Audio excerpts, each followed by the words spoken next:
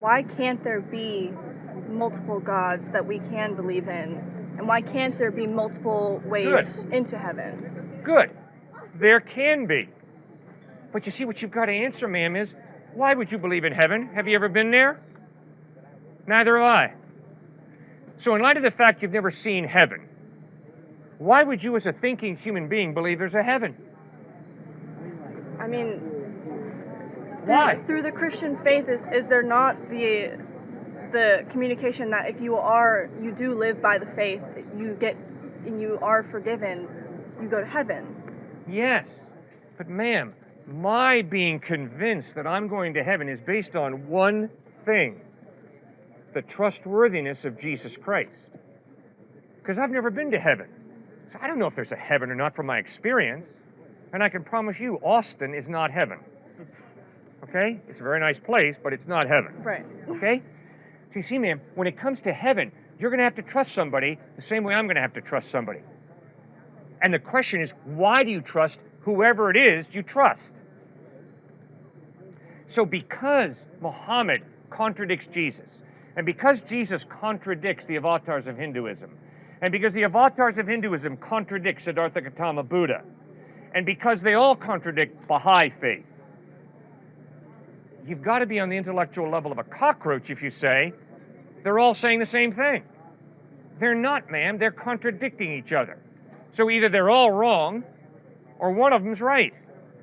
And now you've got to study the Gospels for yourself, Matthew, Mark, Luke, and John, and you've got to ask yourself, does the evidence point to Jesus being the truth? And if it does, trust him. But if the evidence is that Christ is a liar, you'd be a fool to trust him. Do not trust Jesus if the evidence is he's a fraud, he's a hypocrite, he's a liar. Don't trust him. But if the evidence is he's totally reliable, if the evidence is he really did die and rise from the dead, then you can trust him, and he's the one who promises heaven to everybody who puts their faith in him.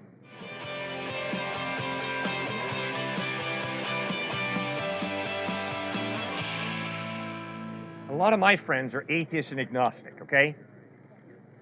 And here's something that my atheist agnostic friends have to acknowledge if they're being intellectually consistent. Because they believe there's no heaven, no day of judgment, that has big implications for now, today. And the implication is what you and I do with our lives is ultimately meaningless. Why? Where are Hitler and Mother Teresa if there is no heaven and no hell? Where are Hitler and Mother Teresa? The same place. The fertilizer pit. They're decomposing. Which means, ultimately, it does not matter whether you are Adolf Hitler II or whether you're Mother Teresa II, because we're all going to the same place, the fertilizer pit. You see, Jesus says, no, there is eternity out there, and there's a heaven and a hell, and there's a day of judgment, which means the decisions that you make today are really significant. They really matter. And you are really valuable, because God wants you to live for eternity with him in heaven. And becoming fertilizer is not God's plan for you and desire for you. Does that make any sense? Yeah, of course. Thank you so much for raising that. Yes, sir. There's been a couple issues of things that you've been saying that I have questions with, but I'm just going to do a quick short one. One of my main questions that I always have is just that, given what you touted earlier, a tri-omni God, a omnibenevolent, omnipotent, omniscient, just all-powerful, all-knowing, all-caring, how do you explain the existence of evil and suffering? You bet. Very slowly, having to acknowledge I can't give you a complete answer. I do not know ultimately why God allowed evil, suffering, and death. But here's my first point. If you're an atheist or if you're an agnostic, what is your solution to the problem of evil and death? My solution to the evil problem? The solution. What is your solution to the problem of evil and death? If you're an atheist, if you're an agnostic. I mean, the solution for everybody is just to be as good as possible. I mean, everybody should aim for being good. According to their own definition of good, right? Becoming, own definition of good, whether it's objective good from God or objective good from another source. Well, remember, the atheist or agnostic says either there is no God or I don't know whether there's a God. Yeah.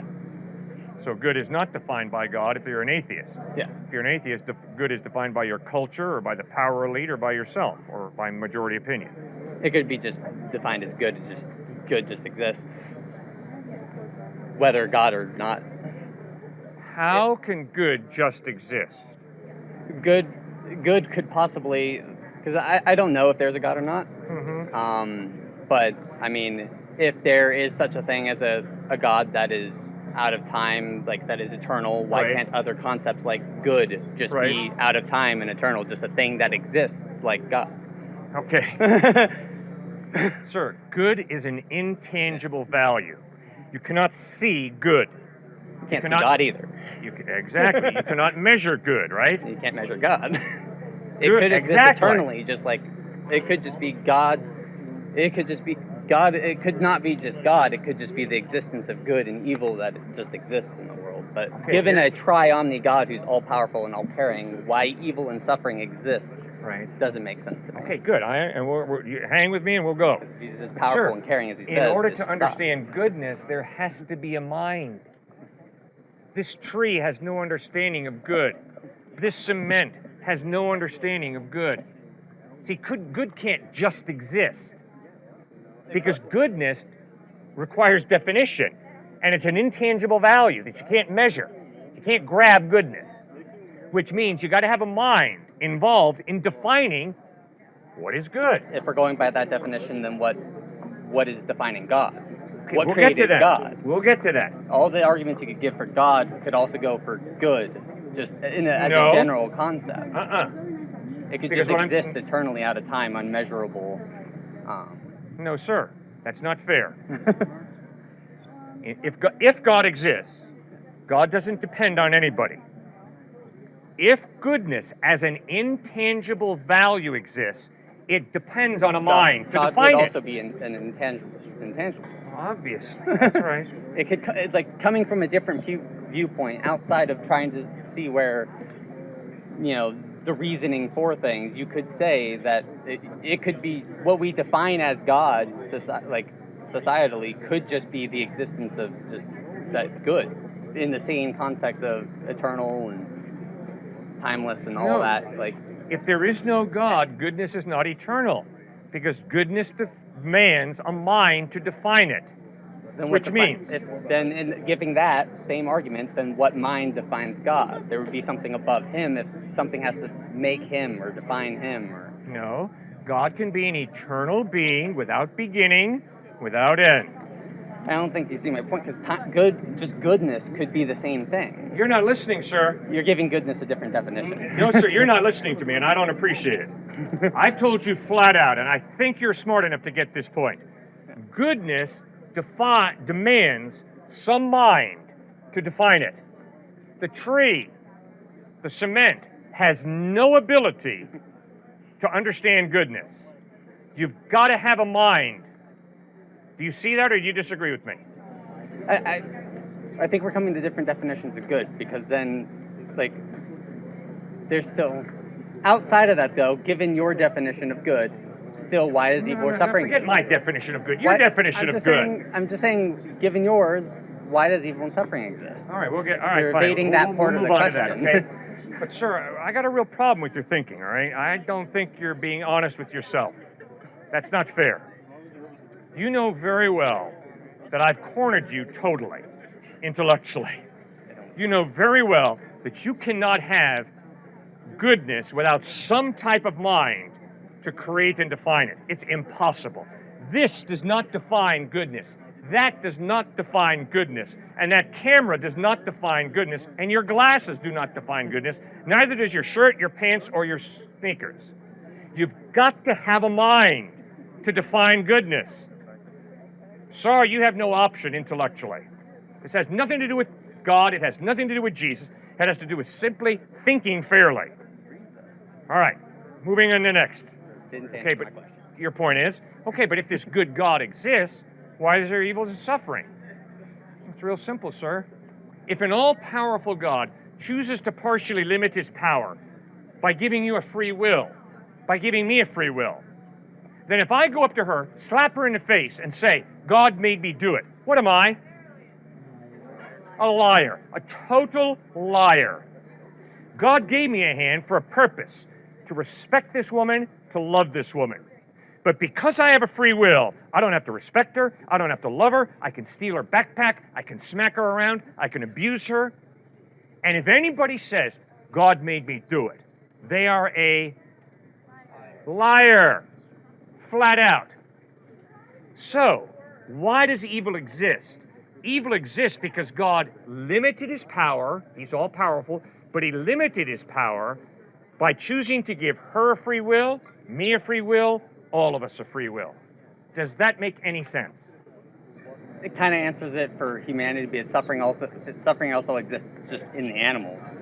Good. Like, why does a zebra deserve to get its throat crushed to death by a lion? Like, Good. How is that caring or just? Like, coming from a Christian standpoint, we have sinned as humans. Coming from the Christian standpoint, so Yep. we are, we have free will and we can make mistakes and all that. Yep. But why not? Why have animals just, not have their perfect little ecosystem where nothing has to suffer and only humans suffer? Very good. Now we're thinking, all right? So, Genesis chapters 1 and 2. God creates a good world. God created this and God saw that it was good. God created that and God saw that it was good. God created this and God sees that it's good. So when God created, he did a good job. No evil. But Genesis chapter 3 records how human beings rebel against God. And one of the consequences of human beings telling God, get lost, get out of here, is God honors our free will, takes a step back from planet Earth, and nature unravels. And so you're absolutely correct, sir. Animals suffer. I have suffered. We all will suffer. Not because God is sicking us, but because God created a world with free will, people with free will. We chose him to tell him to get out. When he gets out, chaos fills the gap. Genetic breakdown, death occur. Because humans decided to reject God, God punished the animals. One of the consequences... It seems uncaring and unjust, given a triune God. No, it's an issue of consequences.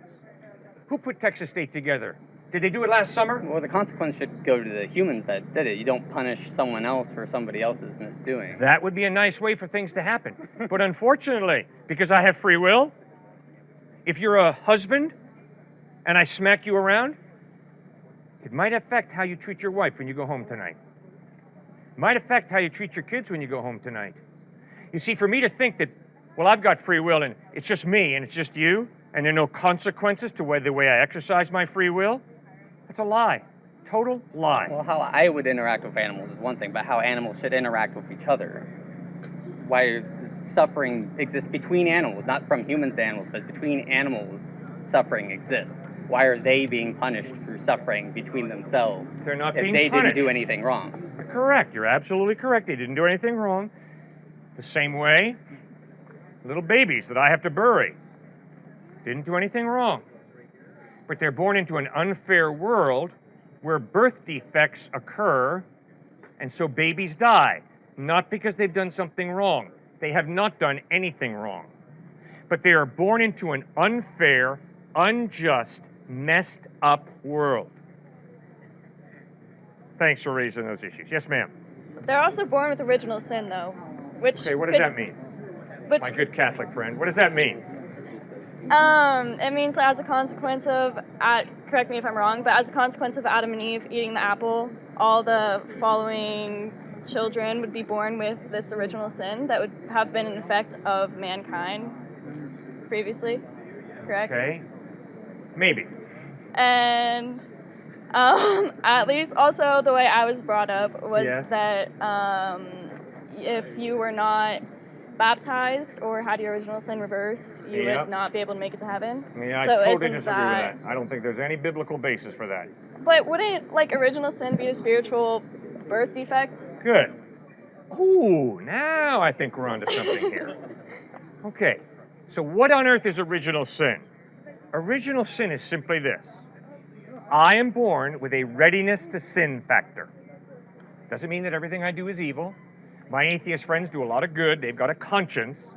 But all of us have sinned. Every atheist, every agnostic, every Christian, Jew, Buddhist, Hindu, we all have sinned.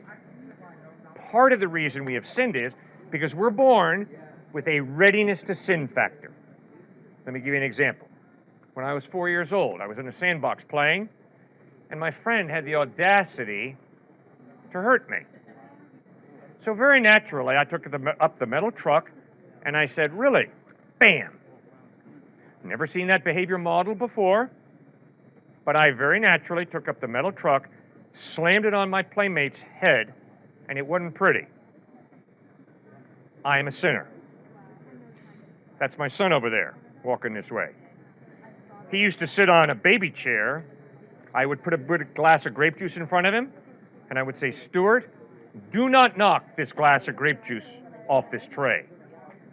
And with a smile from this ear to this ear, he would backhand that glass of grape juice off the tray. He was born a sinner, same way as old man, me, was born a sinner. Now, what does that mean? It means we have a readiness to sin factor. But we cannot blame our sinful nature for what we do, because we still have a free will. So if I slap her and you say, "Wait a second, Cliff, what'd you just do to her? Why'd you do it?" And I say, "Because of my sinful nature." That's a cop-out, because I still have a will. And you see, here's the challenge. The challenge for me is to overcome my sinful nature with my will and make responsible decisions. And that's why the whole line of thinking at Texas State University, which is, "I was born with this desire, therefore it's good," is a crock. Well, can I ask you then, do you believe that babies are born with an understanding of good versus evil, or do you believe that it was taught by human nature? Good, very good question. I'll answer this, and then Stuart, you answer it. I am convinced that my little granddaughter, who is 6 months old, his daughter, has no understanding of what good and evil are. But I am convinced that when she comes of age, and I think for different people that's different, she will develop her own understanding of good and evil. Will that understanding be heavily influenced by her environment? Yes, ma'am. Will her understanding of good and evil be limited by her environment? No. Once again, smack. Sorry you're getting hit so many times today. You ask me, "Cliff, why'd you do it?" And I say to you, because I grew up in an environment that taught me that women who wear this color sweatshirt deserve to be smacked. It doesn't cut it. Because although my environment taught me that, I still have a conscience, a rational mind, and I am responsible before God to exercise that and to contradict my culture, to contradict my environment when I begin to realize my environment is wrong. Let me give you one quick example. Yeah, no, go ahead. I played major college basketball. I was the worst guy on the team. I had good seats for every game. But I can promise you, almost, not everybody, but almost every guy who I played college basketball with had a very clear understanding of what human sexuality was all about. It was all about getting as many good-looking women into bed with them as they could. And so I had to exercise my conscience and my rational thinking. I had to ask, is that why God gave me my sexuality? To have sex with as many good-looking women as I can. And was it tempting to follow their example? I mean, that's the environment. I mean, shoot, we flew on a jet to different, played against UCLA, St. John's, NC State, Wake Forest. I mean, we were high flying. Okay, and so we all knew what we did at night. All right? So I had to make a decision. Is that the right way to live? Is that the right way to treat women? Is that the right way to express my sexuality? Or has God created my sexuality for a different reason? So I had to contradict my culture. And guess what? I've learned to respect people who contradict their culture and don't support racism. I work with some skinheads. And those skinheads grew up in a culture that said white superiority is clear. But there's some skinheads who said, no, it's wrong, and I'm not going to follow my culture. So that's how I think through that issue. All right, Stuart, what do you think? Well, yeah, I would just add to that, because we've talked so much about kind of the moral, ethic side of things, it's important, again, to remember that the Christian faith is not about just be a good person, somehow you'll get into heaven. Just be a good person. I'm a good person, so I'm in. No, to your question, many babies are born into, whether it's a crack baby or whether it's a baby born into a very religious home or an Amish baby, let's just say. They're typically born into homes that are very tender, loving, as long as they don't leave, right, and they get excommunicated. Tender, loving, they get taught ethics. See, when you become a Christian, cynical, Pharisaical, judgmental Christians will say, oh, well, you should be, say, 9 out of 10 on the ethic standard rung, in terms of you should be a great person. But no, Christ doesn't understand that the baby born into an Amish family versus the baby born into a crackpot family, this baby, when they come to know God from a very young age, they're going to be higher ethically in terms of how they live than this one who is, say, probably ethically living a pretty messed up life, at least at first, and yet they both have eternal life because they've accepted Christ. It's not like somehow this one is going to be higher in heaven, right, like there's levels, than this one. But then why give original sin to something that doesn't even have a working conscience yet? I'm glad I heard you say give original sin one more time, because I heard you say that earlier. Right. Because God doesn't give original sin. See, I debated an atheist on YouTube not too long ago. He's a comedian. And that's what he kept pushing me on. Out of the book of Isaiah, briefly talks about how God creates evil. But if you look at the interpretation, what it means is God judges different people groups when they have done tremendous evil. So just like that passage with original sin, God doesn't give us original sin. He gives us free will, just like with Satan, to decide whether to worship him, to love him, to have a loving relationship with him, or to just go our own way, to live for ourselves, to live any old way we want. And then that, based off of Genesis 3 and what happened in the garden with Adam and Eve, what they decided that God, we're going to flip you off, we could care less about you, then they lived their own kind of way and original sin started. But to your point, absolutely, we're born into a messed up world, so we do have a readiness to sin factor, I believe you said that, from the earliest of ages. But babies will also be in heaven, because when David's baby dies, his wife was Bathsheba, he says, I will go to you, you will not come to me. So babies will be in heaven, based off of the question earlier on suffering. Does that make any sense? Yes. Thank you so much for raising that. Yes, sir. So I believe in God, and I turned Christian, and I know it's only because I'm American, and obviously the main religion in America is Christian. Yeah. So that's why I lean towards Christian. But I have a question. So Not a good reason to lean towards Christian, okay? I Okay, appreciate your maybe not. honesty and your ability to analyze yourself. Yeah. Please do not believe in Jesus Christ because you grew up in America. Not a good reason. No.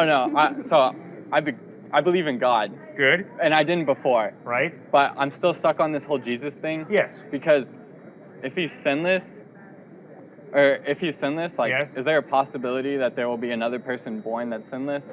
Or is Jesus the only one? Well, Jesus is the only one that I know of so far who's been born sinless. Mm-hmm. And I think it's highly unlikely that someone will be born sinless. I guess my main question is I can believe in God because Yep. I know I can't see him factually, but I have a belief in him. Yes? But I don't know if I can believe in Jesus because he was on earth, Yes. and not everybody was there to prove whether he was sinless or not. Like, he wasn't surrounded by Good people point. 24/7 saying... Good point. Very good point. So Yeah. maybe Jesus did sin at some point. Mm-hmm. But I have to follow the evidence. And the evidence is the Apostle John lived closely with Christ for 3 years. And in 1 John, John writes, in him is no sin. So you're right, John didn't live with Jesus intimately for 33 years, just for 3 years. Yeah. But I can promise you, if a dude lives with Jesus for 3 years and can honestly say, I've never seen the guy sin, that's pretty impressive. Then in John chapter 8, Jesus looked into the faces of his enemies and asked them, which one of you can prove me guilty of sin? And his enemies were silent. Whoa! I can promise you my enemies can point out many times that I have sinned. Stuart?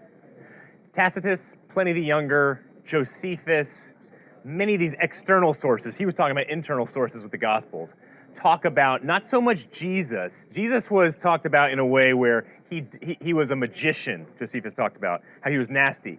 But then other sources contradicted him, saying that he just hated Christianity. That's why he was saying that about Jesus. So I would look more so at his followers, to talk about the sinlessness, because they were known for a few different things. One, against infanticide. They were pulling babies off of garbage heaps. Two, egalitarianism. They treated everybody equally. Three, they were made up mainly of slaves who were coming into the church. Fourthly, they were non-retaliatory. They were known in a very weird kind of way to actually not get revenge on other people groups, which was huge during that day. So I'd look at Christians as the evidence for Christ. Okay, now I like you a lot. So You're being honest, so keep going. yeah, so maybe this is just like the belief part, but I have a hard time believing that part. Like I can believe in God because I know I can never see it. We can never see God. Well, we can never see him like visually. Is that why you believe in God? Because you can't see him? No. I mean, I couldn't Good. get too deep into it, but it would take a long time. But I'm saying, like, just reading the book and believing that there was a human that did that, I have a hard time believing that. Like, a really hard time. Okay, but I'm pleading with you. You got a good mind, sir. You articulate and think well. Now remember, you can't believe in God simply because you believe in God. You believe in God because there's evidence. A lot of it's common sense. Well, my evidence is that there is an objective truth. Good. And that from that there is a good. All right. But I don't see Jesus in all that. I don't Okay, see all the right. equation of that. Okay, but remember, we're starting off then with defining faith. You don't believe in God simply because you believe. No. You believe in God because there's evidence that God exists, right? Yeah. Okay, excellent. Now just do the same thing with Jesus. Read the Gospels, Sure. Yes. and yes, it's going to be different. The evidence that God exists is not historical. It's philosophical. Right. You see order and design, points to a designer. You see a moral absolute, an objective moral, points to a moral lawgiver. Okay, you've got your evidence. Now, when it comes to Jesus, it's not going to be philosophical. Why? Because he claimed to be God in human form. But I like that, because that means we can historically analyze Christ, which is why Paul writes in 1 Corinthians 15, if Jesus Christ is not risen from the dead, we're idiots for believing in him. Because the veracity, the truthfulness of Christ is based on his claim, I'm going to die and rise from the dead. Ooh, that was a big mistake, Jesus. What's the mistake? You gave us a way to verify you or falsify you. If you don't rise from the dead, you, Jesus, are a liar. But if you did rise from the dead, you, Jesus, are the truth. When you move to a new town, oftentimes the best place to meet people is in a church community. We are Grace Community Church, located in New Canaan, Connecticut. We are a Bible-based, non-denominational church. My name is Stuart Knechtle, one of the pastors at Grace Community Church. I'd like to invite you to one of our services. We have a 9 a.m., a 10 a.m., and a 4:30 p.m. Check us out more online at www.gracecommunity.info and hope to see you there.